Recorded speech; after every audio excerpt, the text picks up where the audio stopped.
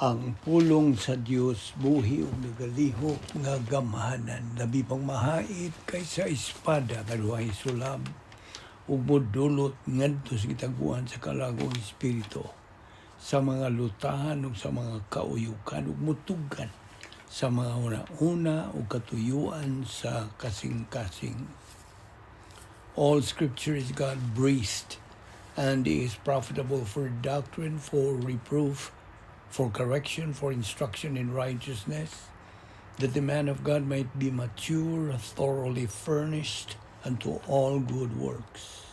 That is in 2 Timothy 3:16 to 17. The entrance of thy words giveth light, it giveth understanding to the simple.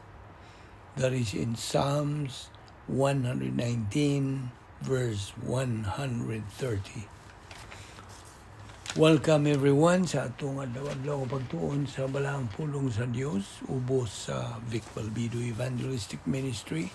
Ano sa kita ni atong pagpadayon ining adlaw sa atong pagtuon ni ining tunanan nga nagauluhan og the Hypostatic union of the Lord Jesus Christ. Okay? Now, padayon kita apan mag-andam una kita sa atong tagsa-tagsa kakalag. Ikaw nga magtutuo, you know what to do. Aron ikaw mapunan sa Espiritu Santo. Okay, so pagpainumdum kanimo, aron ikaw mapunan sa Espiritu Santo, you'll be filled by God the Holy Spirit, and you will be back into fellowship with God sa imong pagkikabitay sa Dios. Gamita karon ang prinsipyo sa 1 Juan 1:9. Muna ka na yun sa in English, if we confess our sins, He, God, is faithful and just to forgive us our sins and to cleanse us from all unrighteousness. Humani mo buhata ka na, andam no sa because pagpadayon sa pagtuon sa pulong sa Dios. O ganang kanimo dili magtutuo, it is faith alone in Christ alone. Ang mga buhat 16:31 na kanayon, tumuo ka kang Ginoong Hesus o ikaw maluwas. Okay, padayon ta, di na to diin ta mo hunong kagahapon si Ginoong Jesucristo samtang nagapadayon siya sa iyang pasyon dito sa krus. Sa dihang nga iyang gidawat ang tanan nato mga personal nga mga sala dito sa cross, mao kadto ang iyang personal nga gugma alang sa Dios nga Amahan.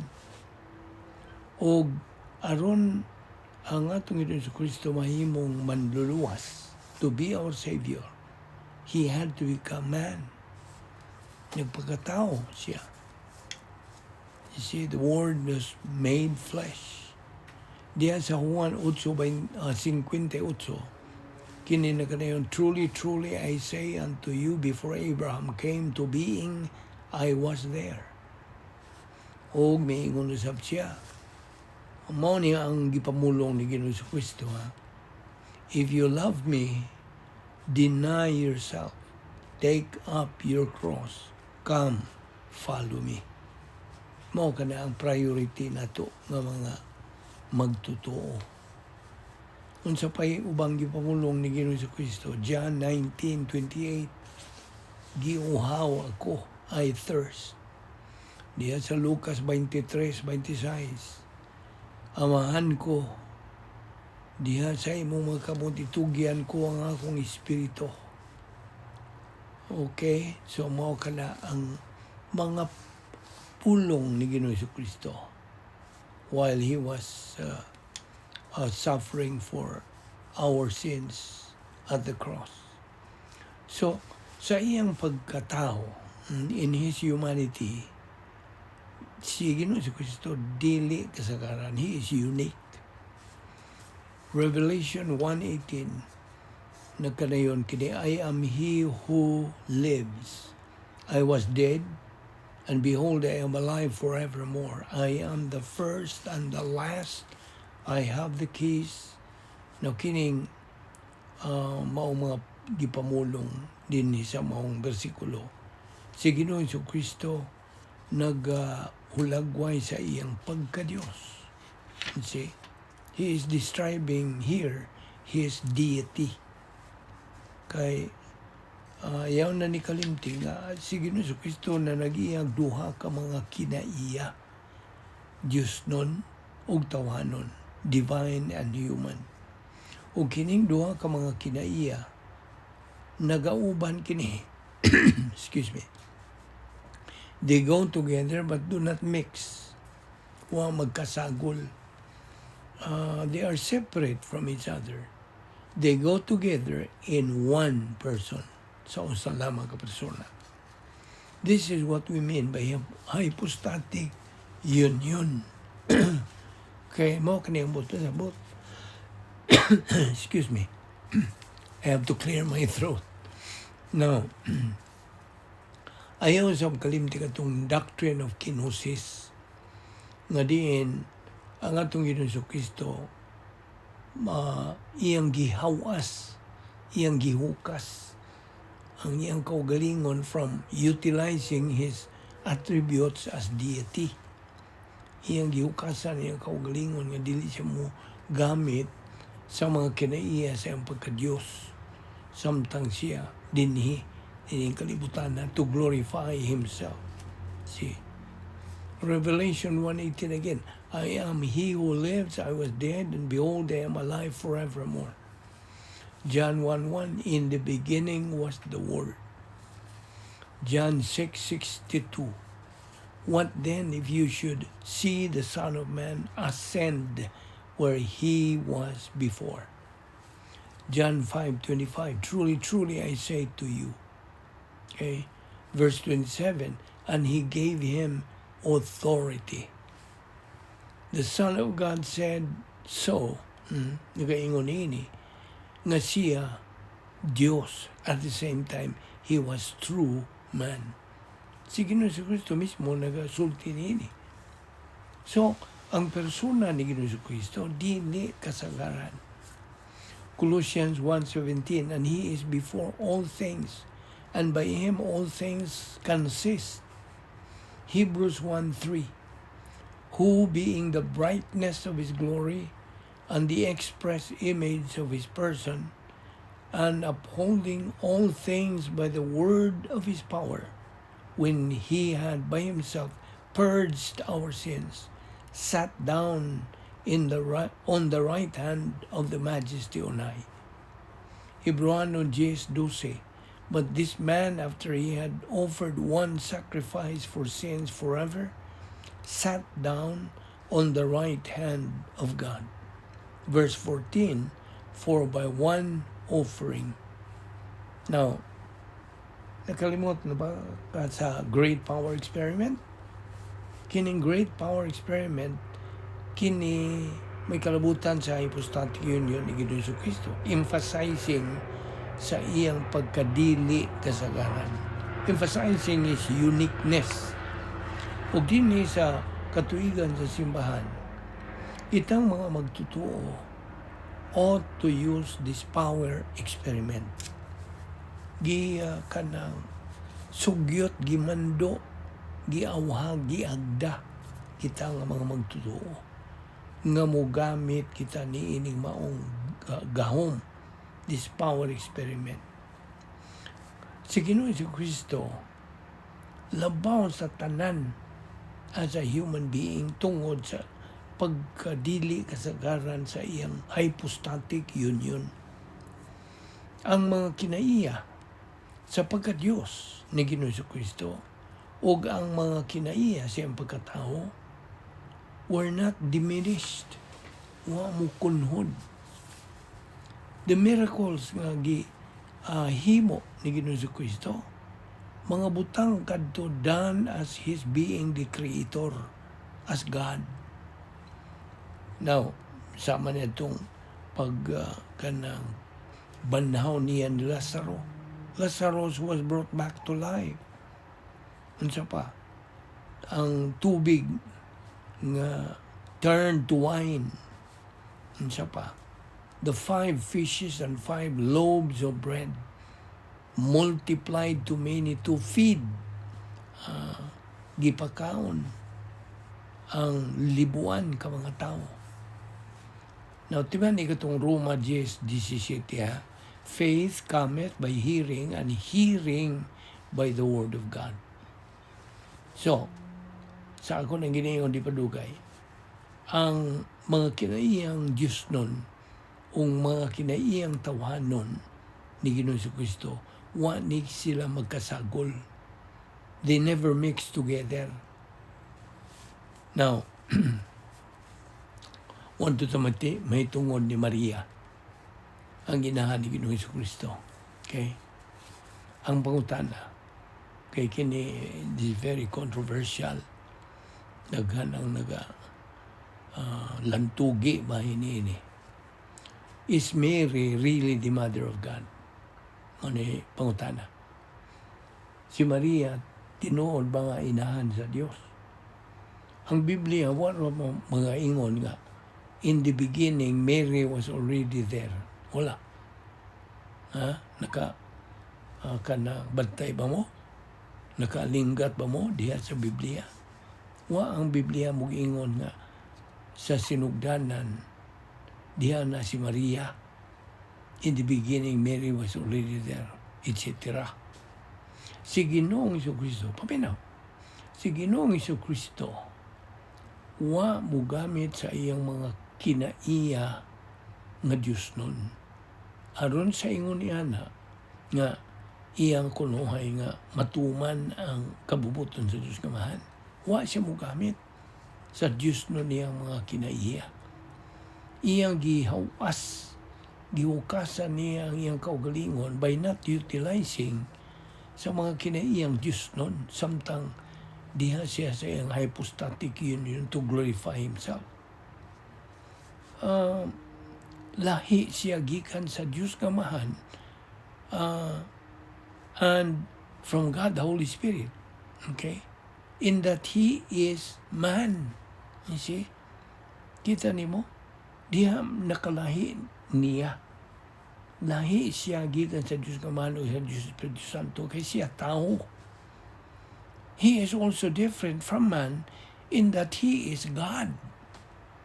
Diferensya po siya. Lahi po siya sa tao kay siya Diyos man. Now, ang imo pagkasayod nini mga butanga makes you able to execute God's plan sa imong kinabuhi. Iba ko ba? Diya pananglitan sa doktrina sa kenosis. Kenosis. Samtang ang deity o humanity ni Ginoong Jesucristo went together without mixture, way pagkasagol. Wa niya gamita ang mga kinaiya lagi sa iyang pagka-Diyos by volition. Nanas Filipos 2:7. Ang atong Ginoong Jesucristo, tungod sa iyang pagkamapaubsanon, nagatuman gayud siya sa kabubuton sa Diyos naman. Ug may hinungdan nga ang great power experiment nga that our Lord Jesus Christ used, samtang dini pa siya ning kalibutan na, kini tataw kaayo nga kamatuuran. It's a clear proof nga kitang mga magtutuo dinhi sa katuigan simbahan makatawat, you see, mahimong magmainawaton kita kang Ginoong Jesucristo by using the divine viewpoint thinking. See? So kung buot kita muawat sa mga kinayang Ginoong Jesucristo, gamito na to dili ang tawhanong mga pangunahuna, kundi mga Diyos nun nga mga pangunahuna. Divine viewpoint thinking, 1 Corinthians 2:16. Gani kita gimanduan sa pagkinabuhi ni ining dili kasagaran nga espirituhanong kinabuhi nga gitawag sa Grigong pulong nga eusebia. Buot pasabot sa English, godliness. Mo ni ang mando nga atong kinabuhion kini. Si Ginoong Jesucristo, timan niya, paminaw, Si Ginoong Jesucristo, mo'y nagagunit ni ining universo. Kay siya nagakontrol sa kasaysayan. Si Ginoong Jesucristo, ang iyang kanang himaya, gibutyag kini briefly during the time of his transfiguration, Roma, dito sa bungtod sa transfiguration. Yes, it was revealed, ang iyang himaya. Now, si Ginoong Jesucristo never gave up any of the attributes sa iyang pagka-Diyos. Wala. Kinigitawag lagi og doctrine of kenosis. Mga hinungdan kasi Ginoong Jesucristo, unsa, dinha siya dinha siya higpit nga pagkamapaobsanon. You see? In his humanity, siyang pagkatao, iyang gigamit ang napulo ka mga paagis pagsulbad sa mga suliran, God's 10 problem-solving devices. Kitang mga magtotoo, dili kita makaawat, dili ta mahimong mainawaton kang Ginoong Jesucristo in the human way, human viewpoint, dili yun. Ato lamang gamiton ang 10 problem-solving devices aron kita makaawat na magmainawaton kita kang Ginoong Jesucristo. Si Ginoong Jesucristo was completely glorified atol sa iyang kanang pagkabanhaw sa lawas. You see? Si Ginoong Jesucristo never used and surrendered his relative attributes to benefit himself, no? But voluntarily restricted in keeping with the Father's plan sa iyang unang pag-anid dinhi. We should have the right priority in life, like Christ. See?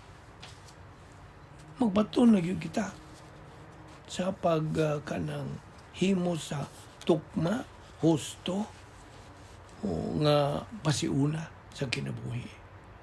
Hinumdumi nga ang kaaway sa Diyos nga si Satanas, doon na po siya plano, doon na siya tumong goal, alang ka ng mga magtutuo, nga unsa iyang goal, unsa may iyang tumong, nga atong isalikway ang pulong sa Dios. We reject mo na iyang tumong, that we reject Bible doctrine aron kita dili makatubo spiritually. Kita nimo. Ang iyang plano, napod siya plano alang sa mga di magtutuo ba? To prevent them to believe in the Lord Jesus Christ. So, he tries his best, utmost best, tanang yung iyang himuon niya, iyang babagan ang mga dili magtutuo, nga dili sila makatungog sa may balita sa kaluwasan, pues dili sila maluwas. You see? Kaya waman sila himo ang desisyon, mutuo ba sila, musalikway ba sila. You see? Diya sa John 1:14, the Word became flesh and dwelt among us.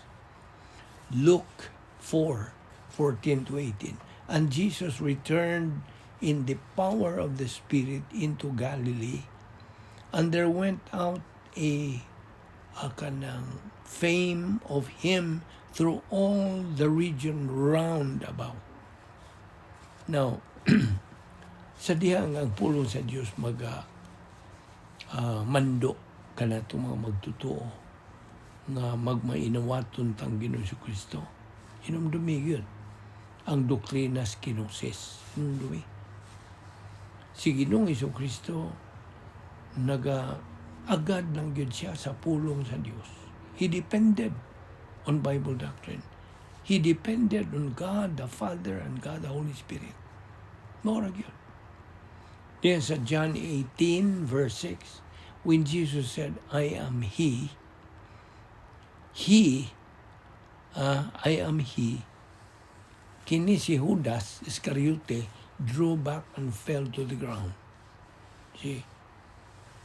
The humiliation, ang ilang pagpaubos ni Ginoong Jesucristo. He never surrendered the relative attributes sa iyang pagka-Diyos. Iya laging gihukasan iyang kaugalingon sa iyang paggamit niini. Nagpadayon siya sa pagkinabuhi as a human being sa way paggamit sa iyang mga kinaiyang Diyos nun to benefit himself, to provide for himself, or to glorify himself. Voluntarily, nagatuman siya sa kabubuton sa iyang langit ng Amahan. Si Ginoong Kristo nag-aagad lang yun siya. He depended on the Father's provision. He depended on God the Father and God the Holy Spirit. Ang paggamit sa mga milagro, ito bang gibuhat ni Ginoong itong mga milagro, they were done by His deity, not by His humanity. You see? Apan si Ginoong Kristo did not use the attributes sa iyang pagka-Diyos to help His humanity. Si Ginoong Kristo may gamit sa napulo ka mga paagis pagsulba ng mga suliran. God's 10 problem-solving devices. Of course, with the use, paggamit niya sa metabolized Bible doctrine nga nagatuyok-tuyok na diha sa iyang panimuot in the stream of His consciousness. Now, that is why we are mandated to be imitators of God, Ephesians 5:1. Di ba ninang bersikulo ha? Di manduan kita mga magtutuo to be imitators of God. Kaya ang pulong sa Diyos is supposed to be real to us now. Tinuod gyud sa atong kinabuhi. Just like what ang atong Ginoong Kristo underwent samtang din siya sa iyang unang pag-anhi. Ang pulong sa Diyos mas tinuod pa sa magtutuo than the circumstances of life. That is the key to be a winner believer. You see, more wag yun ay main kanang inunta focus sa atong ministry. Nga kita mga magtutuo, mahimo mga mananaog. Kaigo man lang tangga sunod sa mando sa Diyos. Sa iyang pulong, nag-iingon. Nga kita, patubuon diha sa iyang pulong. Aron kita, mahimo mga mananaog, winner believers. Tuuhin Bible doctrine works and never fails. Kadungo ka, dili rabagyod mapakyas ang pulong sa Diyos. It works and will never fail. No, kasi karang mga tao karong panahon na, nagkinabuhi lang yun sa ilang mga kinabuhi based on what they see. Ang nagiingon nila, to see is to believe. Apan kitang magtutuo din sa katuiga simbahan, no longer live by sight but by faith. 2 Corintios 5:7. But kung wala tayo pagtuo, we cannot live by faith. Correct? Hindi na. So, the complete glorification sa atong Ginoong Kristo mao kadtong iyang pagkawanaw. No, to'y hingpit na gyud nga paghimaya sa atong Ginoong Kristo. So with us, maupod kita. Our complete glorification will be sa diha nga kita hatagan og unsa lawas nga binanhaw. Hatagan nata sa Dios. Inumdumi. Ang hypostatic union nagkahulugan nga si Ginoong Kristo hingpit nga Dios ug hingpit nga tao. Our Lord Jesus Christ was a perfect God and a perfect man.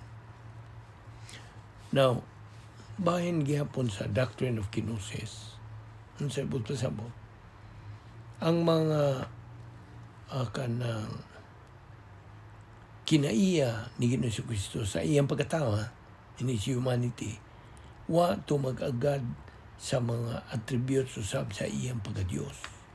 Wa. Our Lord Jesus Christ's attributes of humanity did not depend on the attributes of His deity. Ang sinabi pa sa Doctrine of Kenosis, He restricted the use of His deity. Muna, ang buta-sabot ko ning pag-restrict niya sa paggamit, Kinoo mo kani ang original nga Grigong pulong. Now, establish a personal sense of destiny.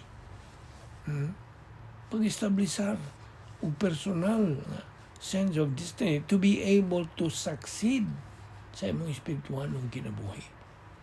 Ayaw yung kalimot niya itong 10 problem-solving devices. Rebound, feeling of the Spirit, unsa sunod, faith rest drill, grace orientation, doctrinal orientation, personal love for God the Father, impersonal love for all mankind, sharing the happiness of God, personal sense of destiny, and occupation with Christ. Ang atong Ginoo Kristo nakatuman sa plano sa Diyos nga Amahan by establishing a personal sense of destiny. Kaya ang Diyos ay plano for every life of every believer. Timan ina. Si Ginoo Kristo voluntarily took His attributes as humanity in order to save mankind, to appropriate to God the Father's will, to reconcile man to God, aron iyang mapasiguli ang tao ngadto sa Dios nga Amahan. You see? Na dunay duha ka mga kanang kadaugan sa matang magtotoo. 2 victories. Ang una nini gitawag og strategic. Ikaduha, tactical. Ano sa man strategic victory? Kini strategic victory o kadtong panahon nga si Ginoong Jesucristo midaog sa kanang langit ng away, the angelic conflict, when He won against sin and death. Mo to strategic victory nga naangkon ni Ginoong Jesucristo. He was victorious at the cross. Iyag yung nabuntog yun. He was victorious. He won in the angelic conflict.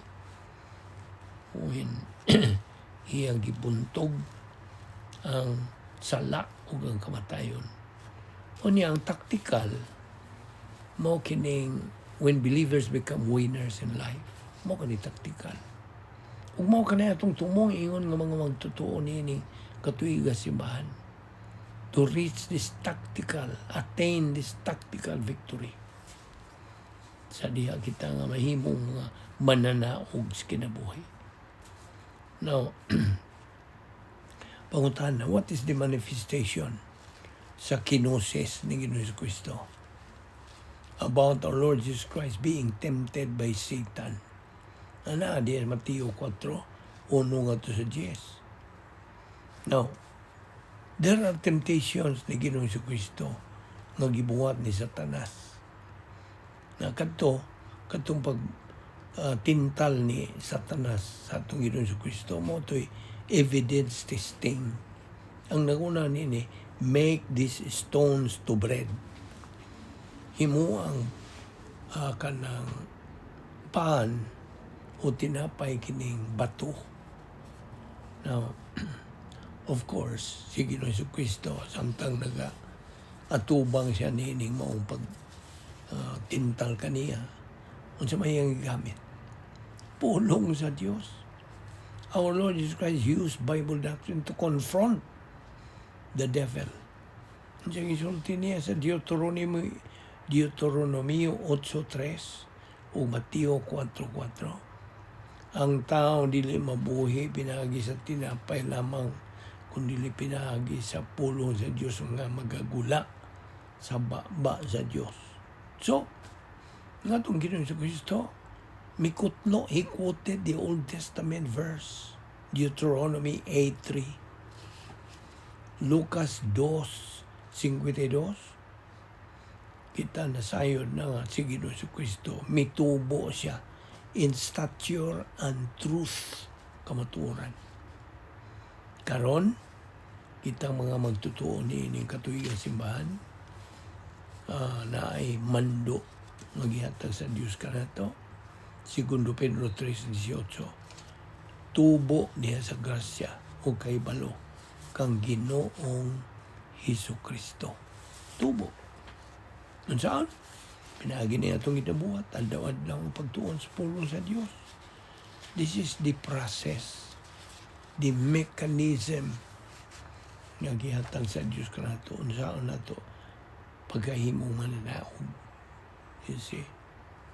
In our Lord Jesus Christ, kinosis, siya nag-aagad lang yun sa provision sa Diyos nga Amahan, sa logistical grace support, o sa gahon sa Espiritu Santo nga diha sa sulod sa prototype divine dynasphere. You see? Mora yun. Ang gisaligan hinunta gisaligan ni Ginoong Jesucristo nga nakalahutay siya sa iyang misyon. Wa siya mag-agad bisan kinsa bisag kinsang gahom ra gyud sa iyang Dios nga Amahan og ang iyang logistical grace support og ang gahom sa Espiritu Santo.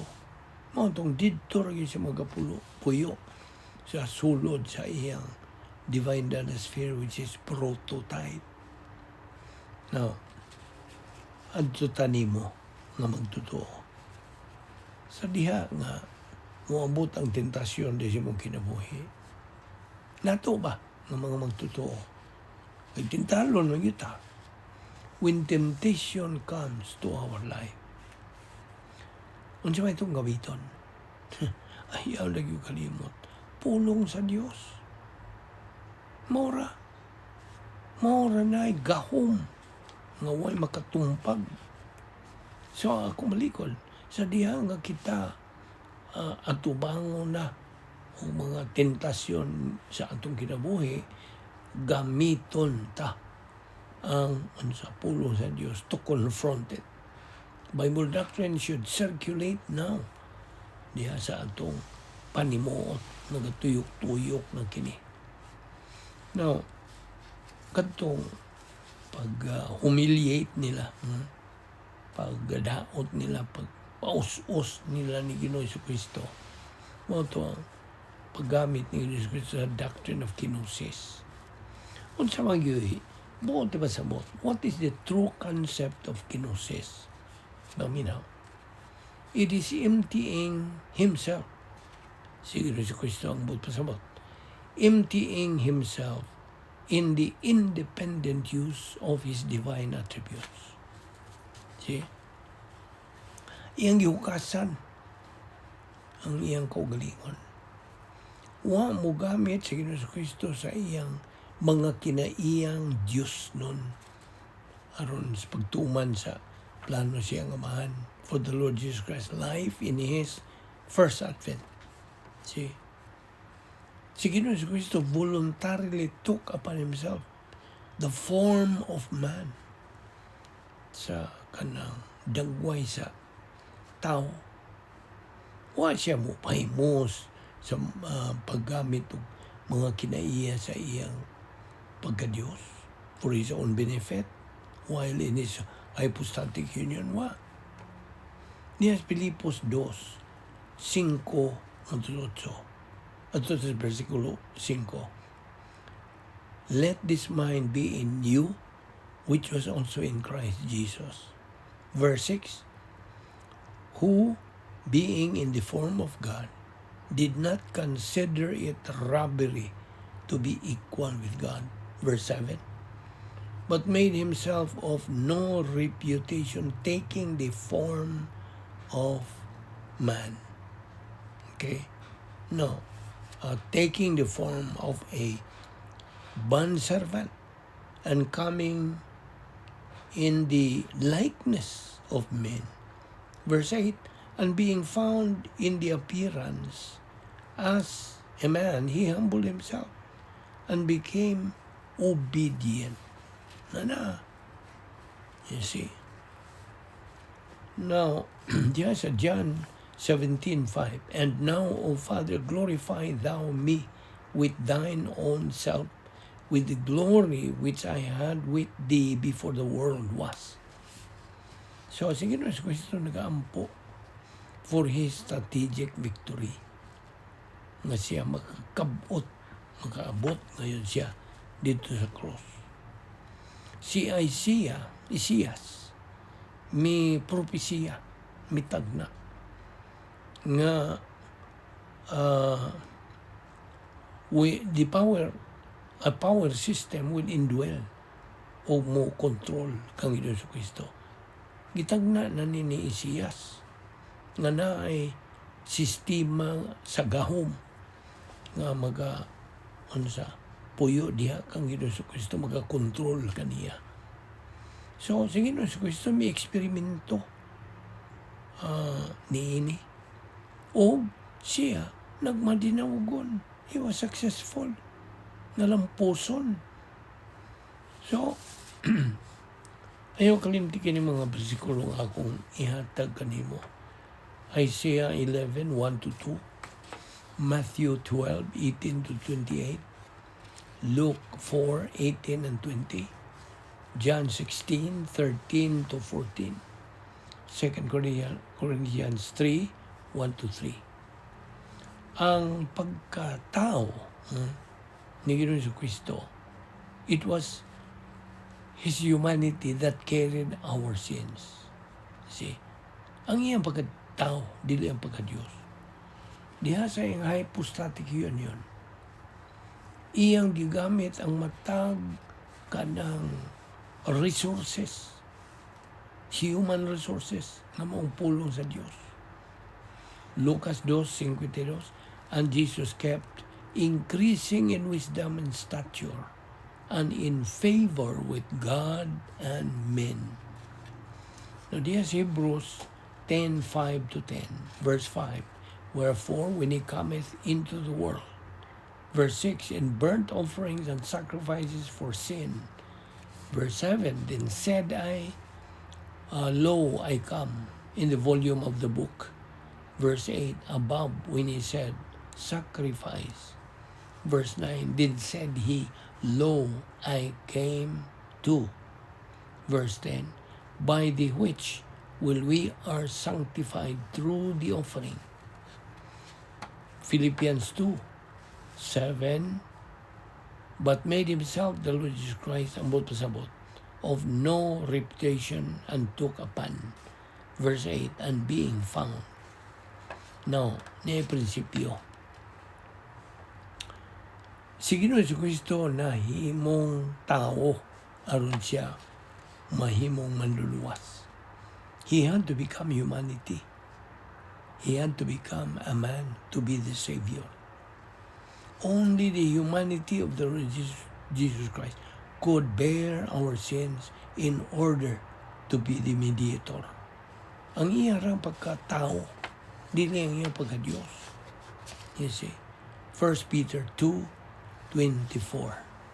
Ato ning ipadayon ugma. So, ayaw sipyat sa pagpahiguban ini nga itong series nga pagtuon ini bahin sa the hypostatic union of our Lord Jesus Christ. We'll see you